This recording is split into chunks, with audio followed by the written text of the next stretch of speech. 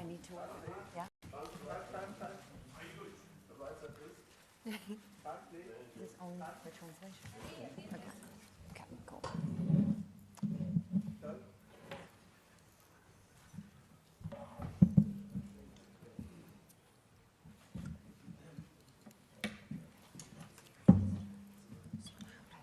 Thank you very much. Thank you. We'll get started. Welcome. If the photographer, yeah, thanks so much. Photography Corps. Thank you and welcome to the 75th Berlinale. It's happening, and I understand that snow is a good omen. So I'm looking forward to a great festival. I'm Trisha Tuttle. I'm the new director of the Berlinale, and it's my pleasure to introduce our jury today as we open the press conference. Starting from my far right, we have Nabil Aouche, French-Moroccan writer, director, and producer. Aouche has been making feature films since 1997. His debut feature, Mektoub, screened in Forum. It was an audience favorite and went on to be nominated as Morocco's Oscar submission that year.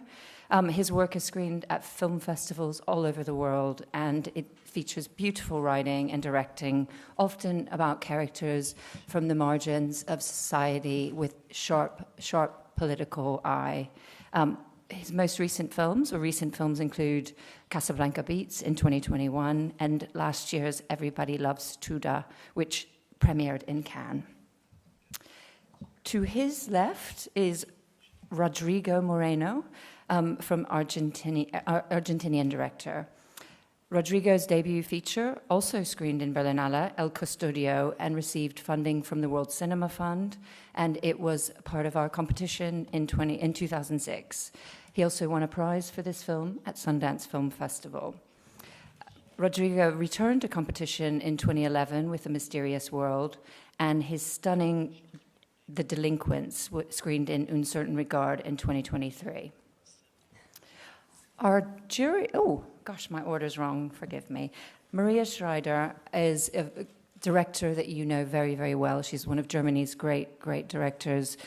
Films include 2016's Stefan Zweig, 2020 Orthodox, her series made her the first German to win an Emmy.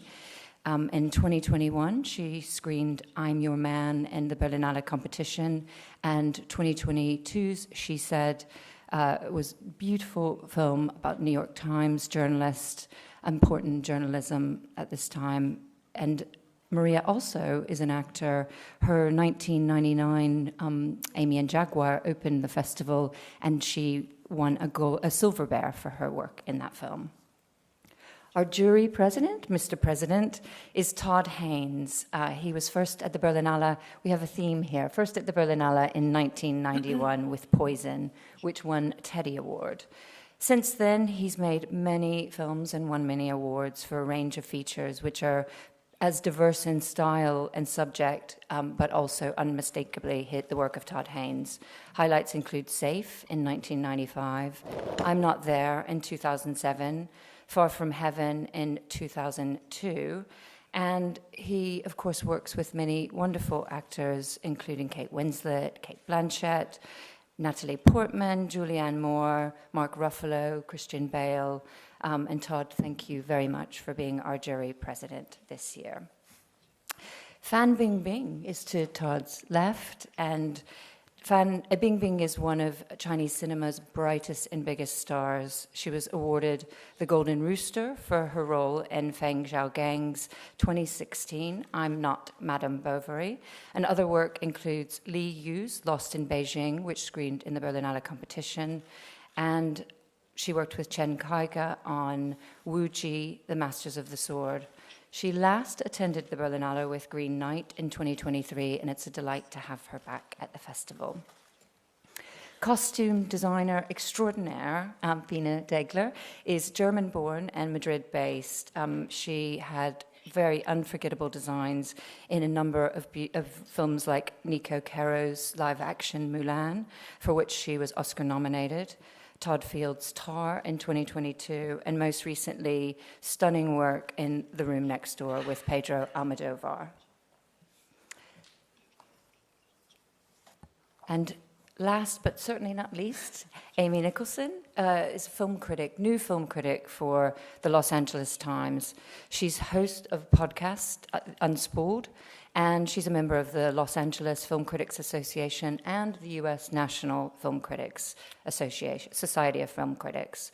Her books include Tom Cruise, Anatomy of an Actor, and Extra Girls. Amy, it's great to have you with us as well. Thank you. So we'll open up. First question. Go ahead.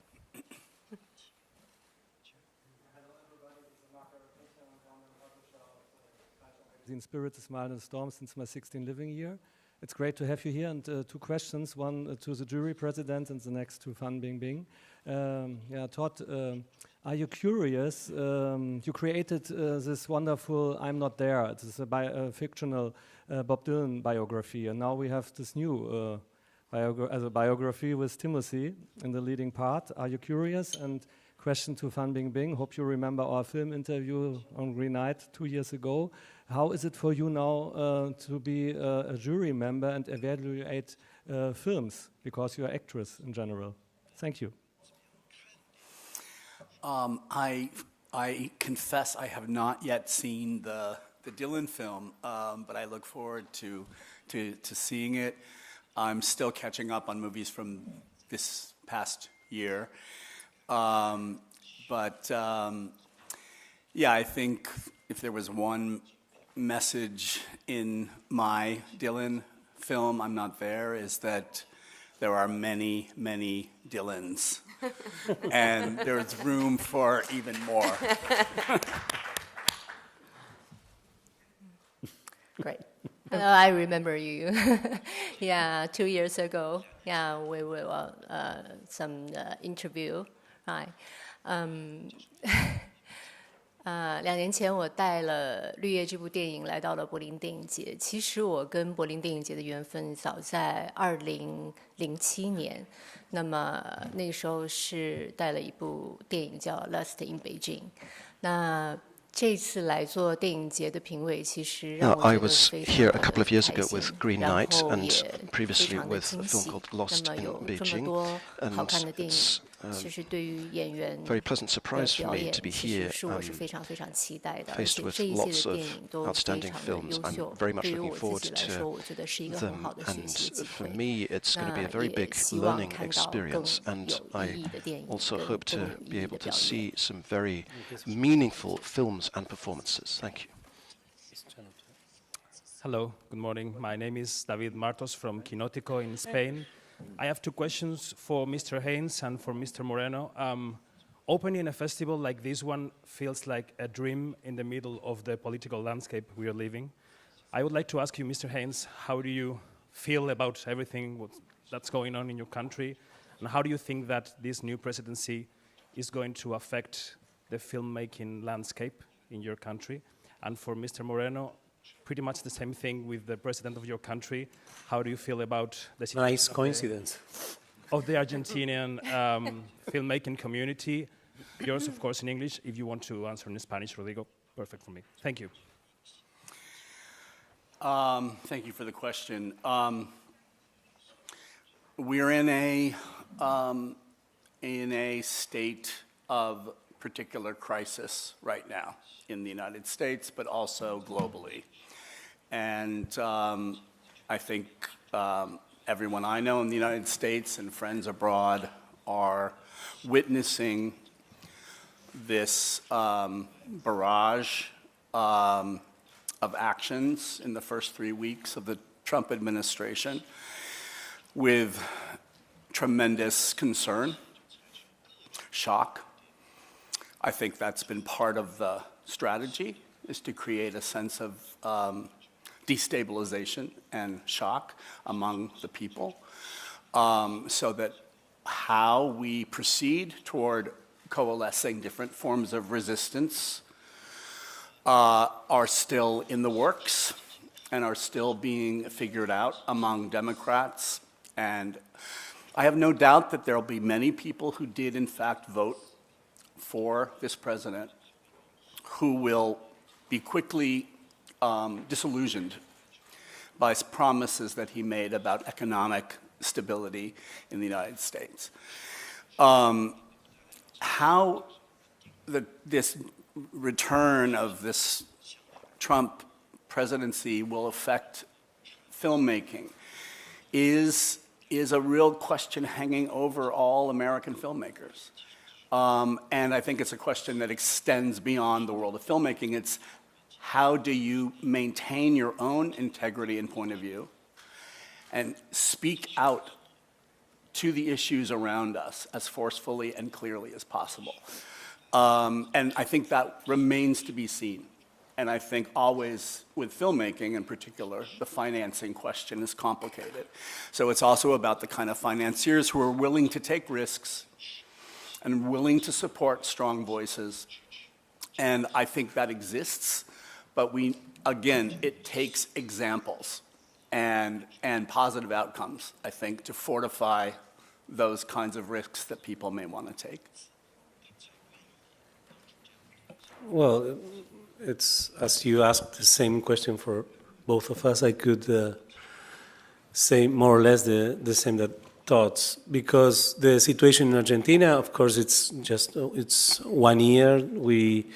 We've been having this government with a crazy guy, total fascist, pronouncing every day against gays, against scientists, against educators, against filmmakers, artists. So it's a nightmare for us. But there's another thing regarding, particularly with the film industry, is that we had till last year, for our last 30 years, a very strong film law that allowed us to make films very similar to the French system. So that means that we had a National Film Institute financed by a tax that pays the spectators pays every time they go to the cinema, and the television also. So it's apart from the national budget, and that allows us to make our beautiful cinematography from Argentina during above all the last 20 years, where the renovation and new generation made. But now everything was defunded. So this year there was 0 films produced by the National Film Institute, which is a tragedy for us, of course. But we will keep on making films anyway, with cell phones, with whatever. The main problem is the workers, the old people, the poor people, which is increasing every day in Argentina. That's the real problem we have now with this kind of policies and an economical situation, yes. Okay.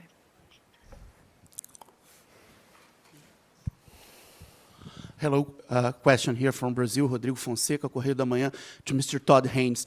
When your first films came out, you became labeled as a symbol of indie cinema, of what the independent cinema has of its strongest expression. What is the meaning of indie cinema nowadays? What it represents to be independent in an America that has Donald Trump as a president? You know, the era that I came of age as a filmmaker, and the film that I first brought to the Berlinale that came out of that time was Poison, but it was the era of the AIDS epidemic.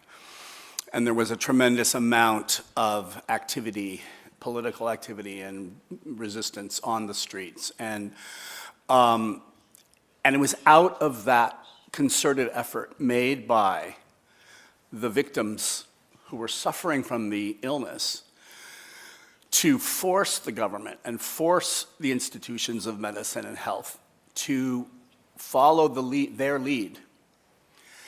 And that, as somebody in their 20s who was surrounded by this kind of public health catastrophe and watching every other person you know die of this incredibly aggressive illness, it produced that kind of political efficacy and a creative component where filmmakers responded to what was happening in all kinds of different ways.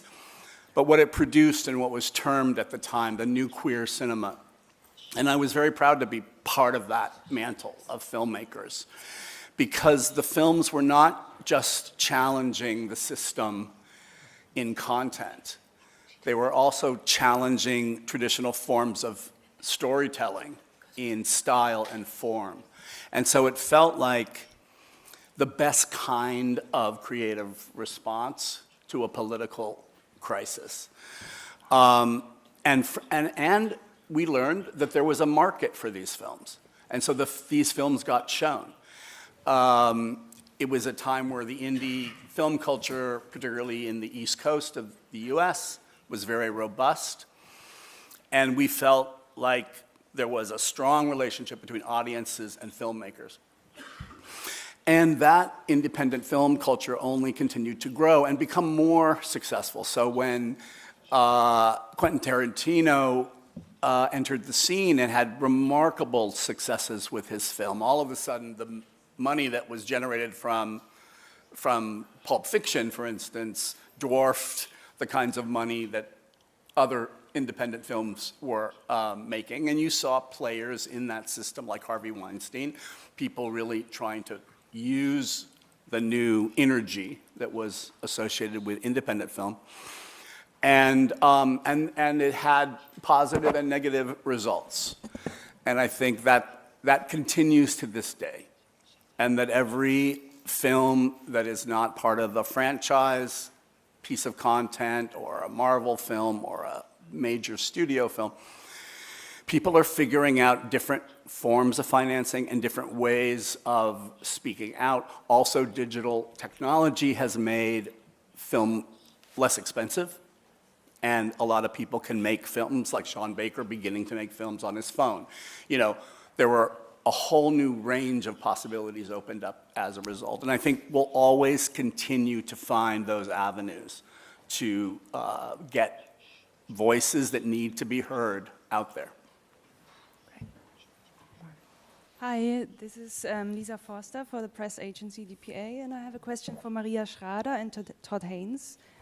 I was wondering, what are your hopes for this year's festival after the escalated debate of last year? Are you afraid that something like this will happen again and overshadow the program maybe? And do you hope for fewer political debates this year? Me first? You go. Take it away. So generally, I think fear is not a good accompanying thing. And I don't want to fear anything. I want to celebrate these particular spaces, which are spaces for culture and the imaginary world. The imaginary domain, maybe you can call it. And I think the wonderful thing about these spaces are that there are rooms where a question can be asked, controversy can start. We don't need to come up with blunt answers. We can ask questions. I am just so honored and so happy, and I think it's we cannot worship enough that people, and it will be another time 100,000 people leave their house with a willingness to let themselves be captivated by stories, by other people's lives. I think that is generally a productive and peacemaking and valuable process. Yeah, this is. I think what I do think is that the more binary our thinking, the more extreme our thinking, our discussions become, the more we ultimately head towards escalation. And that is basically also what happened last year. And I think we are violating ourselves because every single individual is a complex person with a lot of shades of colors between just black and white. And we all are craving for peace and freedom. And I think the culture and the imaginary world we are celebrating for the next 10 days are providing these spaces which we cannot value enough because they are reducing, and specifically in Berlin. And people coming together and submitting to a mutual experience are coming with the willingness to develop, to learn, and to see differences and differentiations. So this is a political process, and that's what the beautiful political aspect of a film festival like this is, in my opinion.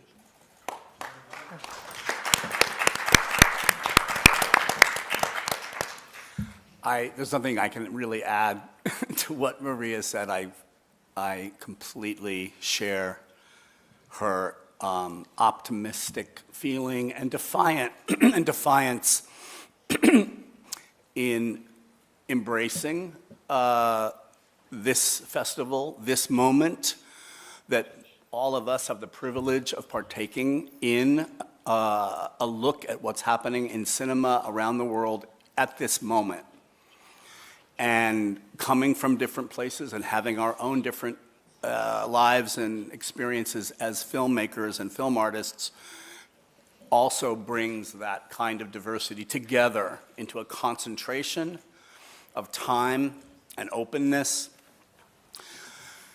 So we've already begun the process of watching movies together yesterday.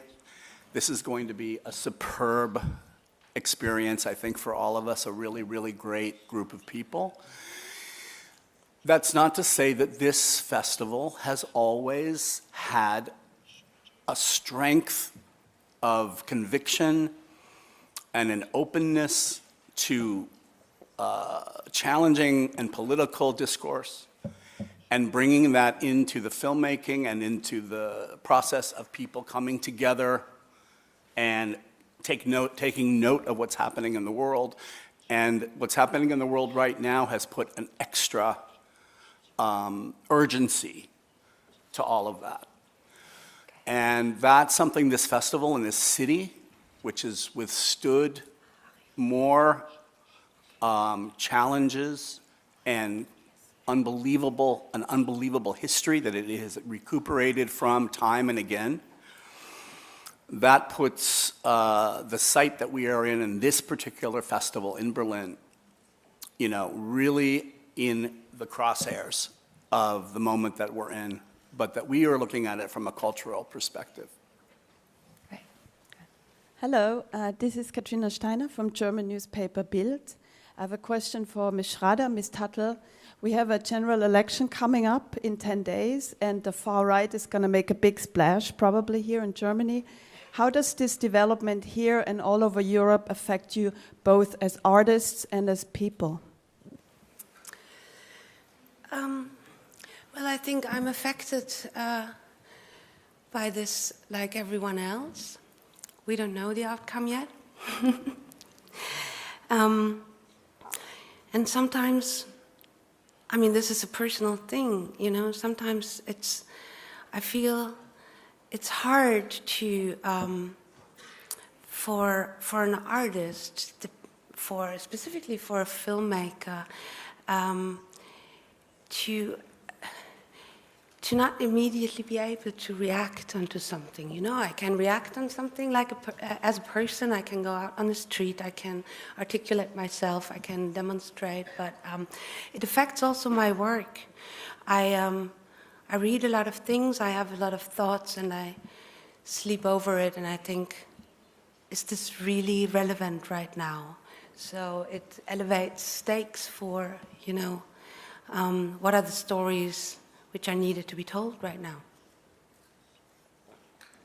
And just really briefly, because I think that everything that each of our filmmakers and jurists have said about the festival and what we hope for the festival underlines how much of a rejection and an act of resistance a festival like this is to all of the ideas, perverse ideas that many far-right parties across the whole world and across Europe are spreading. This is a space where we want to come together and listen to each other and communicate through cinema, and we all celebrate and value very deeply the sort of pluralistic ideas that are behind big major international film festivals. So I think the very fact we're all here is a resistance, and it's a really important one. My name is Mahari Sagid, African Refugee News. I have a question for Mr. Nabil. Mr. Nabil, you are today in the spotlight for all the Arab-speaking world and also for Africa, because Morocco is in Africa too. So can you tell us how is your life in Morocco as a director, filmmaker? Do you have the same problems we have in Africa, or is it different? Then I would like this two ladies, if you can say something about your experience here.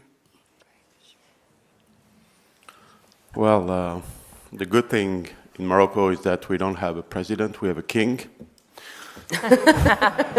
And believe me, it changes everything, especially because it's a good king. No, we're facing almost the same topics, problems, dreams, hopes than every other directors all over the world. Sometimes people think that we artists live in a bubble.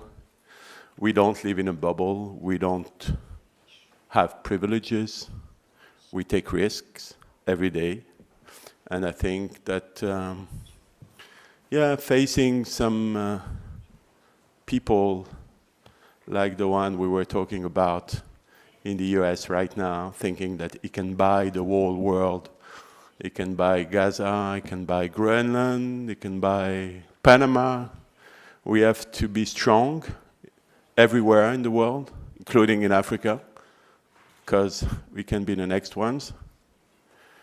And I think that people today want to hear strong voices from us, because sometimes from the politics they don't have enough strong voices right now. So we have to be radical, we have to be strong in our choices, in our movies. And a place like this festival, for us, is a great place to get together, to watch movies, to open windows from all over the world, and discuss.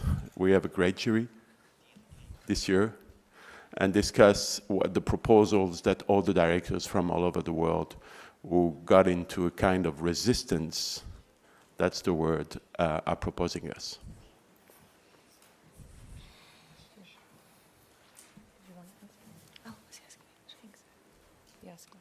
Oh, it has. I just want to echo the words that Nabil said. It's such an honor for all of us on this jury to come together, representing different countries, different continents, in the service of finding beautiful works of art that speak to people. We're just so glad to be here in this moment. And, you know, I just want to say on, I guess, behalf of my country, like, I think Americans hear all the time that we are a divided country. I feel like so many people in my country agree on just wanting to feel security, you know, security for healthcare, security for housing, security that their work has value, and security that their lives have dignity. And I think most Americans do agree on these things. And I believe that art is one place in which people can come together, and I would like to see like the people of my country realize that they should unite against those people who are trying to divide us in America. I feel like there's strength. And I love my country very much. Final question. Jens Hölzig, MDR Television and First German Television. One question to Maria and two shorts to Trisha. Maria, was ist aufregender, schöner für Sie, mit dem Film in die Preisverleihung reinzugehen oder selber über Preise zu entscheiden? Und Trisha, Tom Tückler said in these days, you are a gift for Berlin. What is Berlin? What is the festival for you? And what was your first sentence in German? Start. Okay, first I want to align myself with Tom Tikva. I think Trisha is a gift for Germany and for this festival.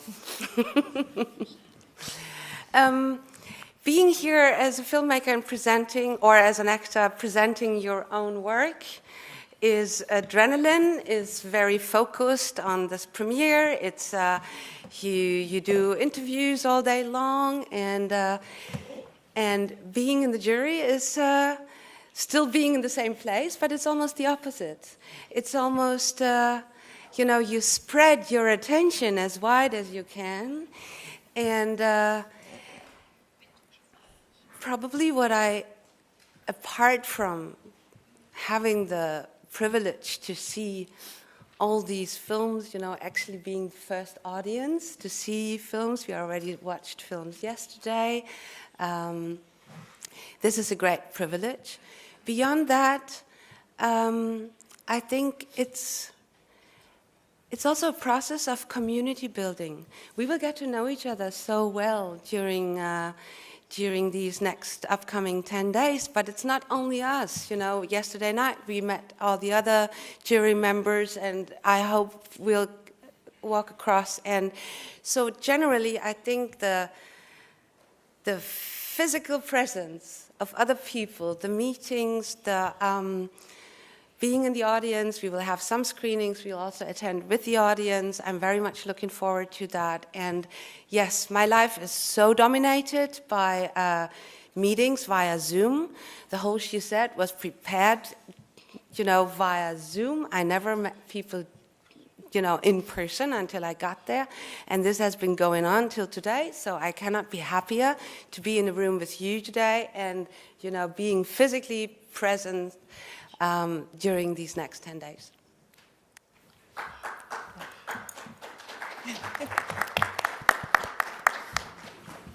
Great, and I'll keep mine brief, and I'll just say that my first word was gemütlich, which I really love. I love that word. I mean, and in some ways it also seems a little, and thank you so much to Tom. I mean, I share, it's not just that we're both called TT, that we connected. I think he's a really wonderful filmmaker and human being.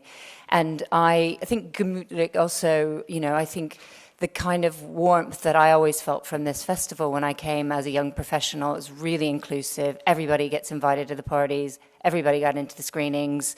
That sense of community that you build. And it's not a bubble. It's hopefully, we're not locking out the outside world. We're inviting people to come into this space and share cinema with us. And we hope, I want to echo what Maria said about conversations are complex. And if we stop talking to each other and we stop talking to each other around cinema, that's when things are really scary. So I think we shouldn't be scared of conversation. We shouldn't be scared of the fact that the world is a troubled place, and some of that is going to come out in the conversations we have. But I also hope, and I feel from our jury, that we're going to do it with a lot of love and a lot of care. So thank you guys very much for being my first jury. Thank you.